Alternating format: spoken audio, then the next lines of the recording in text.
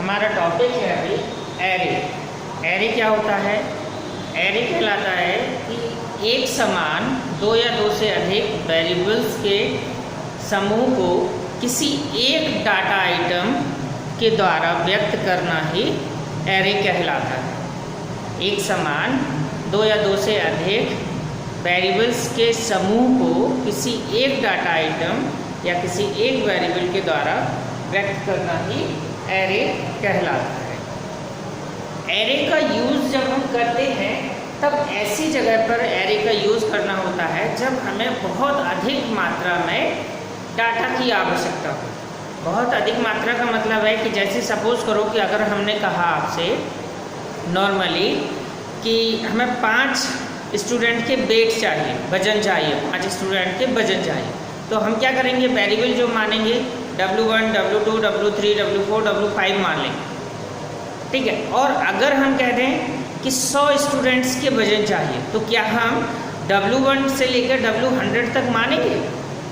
मान सकते हैं उनको, लेकिन उससे हमें बहुत अधिक समस्या उत्पन्न होगी, ठीक है। कि W1 से लेकर W100 तक बार बार लिखना होगा। जहाँ भी हमें यूज़ करना है वेट का, तो वहाँ हमें W1 से W100 तक लिखना होगा। इससे हमारा प्रोग्राम बहुत बड़ा बन जाएगा, कॉम्प्लिकेटेड भी हो जाएगा। तो इसी समस्या को दूर करने के लिए हम एरे का उपयोग करते हैं, ठीक है। और जो हम W1 से W100 तक 100 वेरिएबल्स मान रहे थे, तो उसकी जगह पर हम एक वेरिएबल का यूज़ कर सकते हैं, एक डाटा आइटम का यूज़ कर सकते हैं। वो एक डाटा आइटम ही हमारे उन 100 वेरिएबल्स के बराबर काम करेगा।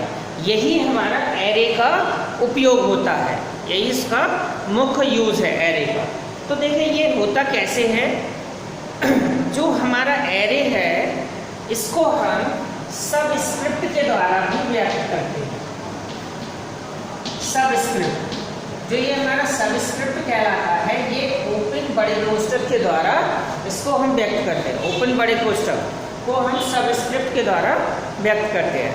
तो जो एरे है ये किसको व्यक्त करता है? वेरिएबल्स के समूह को, वेरिएबल्स के समूह को व्यक्त करता है, इसलिए इसको हम सबस्क्रिप्ट वेरिएबल भी कहते हैं। एरे को क्या कहते हैं? Subscript variable. एरे को हम सबस्क्रिप्ट वेरिएबल भी कहते हैं, ठीक है। अब जो एरे है, ये एक एरे किस तरह से बहुत सारे वेरिएबल्स के बराबर काम करता है, उस चीज़ को हमें समझना है। एक नॉर्मल रूप में अगर हम वेट लेंगे, सपोज करो कि हमने इंटीजर टाइप, एग्जाम्पल में है ये integer type W1, W2, W3, W4, W5 W10 तक ये 10 वेरिएबल लिए। नॉर्मल तरीके से अगर हमें 10 स्टूडेंट के वजन चाहिए तो हम W1 से लेकर W10 तक 10 वेरिएबल ले लेते हैं, ठीक है। अब ये हमारे मेमोरी में किस तरह से स्टोर हो गए इसको समझें। तो ये जो 10 वेरिएबल हैं ये हमारा मेमोरी में इस तरह से 10 खानों की जगह स्टोर करेंगे। मेमोरी इस तरह से ये अपनी अपनी जगह ले लेंगे मेमोरी, इस तरह से ये मेमोरी में जगह ले। अब मान के चलो जब हम इनकी वैल्यू देंगे, वजन देंगे स्टूडेंट्स के, तो वो जिसका वजन देंगे उसी की मेमोरी में ये स्टोर होते जाएंगे। मान लो ये लिया हमने 50, 49, 35, 60, 38, 42, 39, 41 एंड 51, ये हमारे वजन हुए। तो ये हमारा नॉर्मल वेरिएबल डिक्लेरेशन हुआ, ठीक है। अब मान के चलो एरे के द्वारा इसको हम व्यक्त करेंगे, एरे के साथ में इसको हम व्यक्त करेंगे, तो हम क्या करेंगे? इसमें इंटीजर टाइप W10 ये लिया, इसको डिक्लेयर करेंगे, जिसमें W क्या है? हमारा एरे नेम है, और जो ये एरे है W, ये 10 वेरिएबल्स के बराबर काम कर रहा है हमारा, यानी कि 10 अवयवों को व्यक्त करेगा। कैसे व्यक्त करेगा? तो ये जो मेमोरी में ये इंटीजर जो है इस w को मेमोरी में स्थान देगा। देखें इस तरह से, तो ये मेमोरी में जितने हमने नंबर ऑफ एलिमेंट्स दिए हैं, जितने भी अवयवों की संख्या दी है, उतने अवयवों के बराबर मेमोरी में अपना स्थान ले लेगा। इस तरह से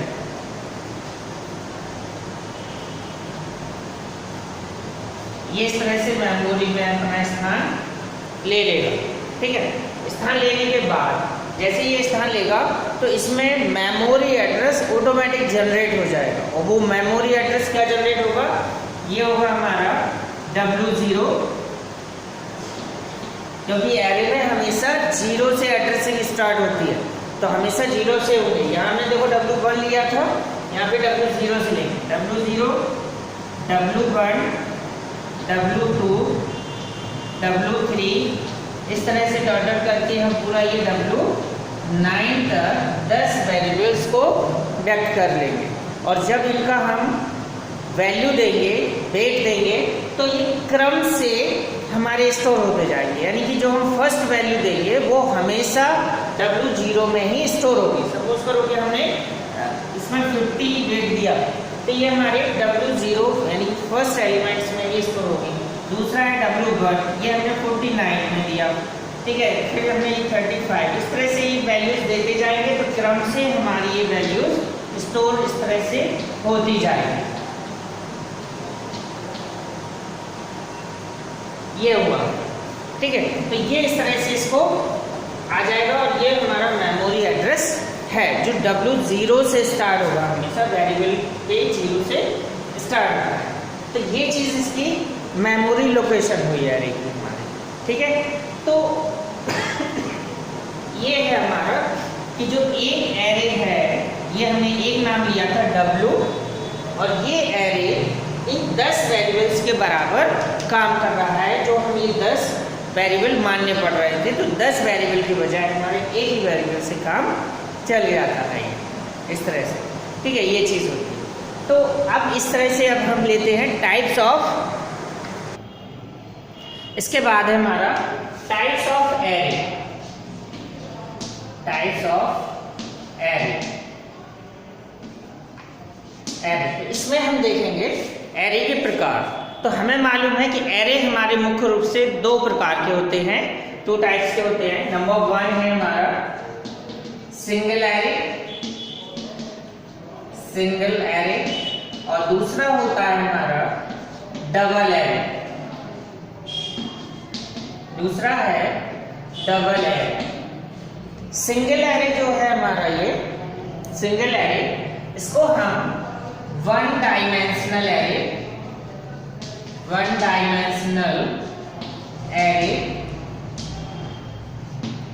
या एक विमीय एरे भी कहते हैं। एक विमीय एरे, एक विमीय एरे। और जो डबल एरे होता है इसको हम 2 डायमेंशनल एरे, 2 डायमेंशनल एरे, या इसी को हम डबल एरे या द्विविमीय एरे भी कहते हैं। द्विविमीय एरे, इसे द्विविमीय एरे भी कहा जाता है। तो पहले है हमारा सिंगल एरे। सिंगल एरे होता क्या है? सिंगल एरे हमारा एक ऐसा एरे होता है जिसमें हम सिर्फ एक सबस्क्रिप्ट का उपयोग करते हैं। ऐसा एरे जिसमें एक ही सबस्क्रिप्ट का उपयोग किया जाता है सिंगल एरे कहलाता है। और जो ये एरे होते हैं, हमने बताया, ये हमारे वेरिएबल्स को या वेरिएबल्स के समूह को व्यक्त करते हैं। तो जिस तरह से किसी वेरिएबल का उपयोग करने से पहले हम अपने प्रोग्राम में उनको डिक्लेयर करते हैं, घोषित करते हैं, उसी तरह से एरे का भी उपयोग करने से पहले हमें उसको डिक्लेयर करना या उसको घोषित करना आवश्यक होता है, वेरिएबल के समान। ठीक है, जो हमारे वेरिएबल होते हैं, एरे भी हमारे सबस्क्रिप्ट वेरिएबल है। सबस्क्रिप्ट मतलब विशेष वेरिएबल है। तो एरे को विशेष वेरिएबल की कैटेगरी में रखा गया है, और है तो ये भी हमारे वेरिएबल्स ही है।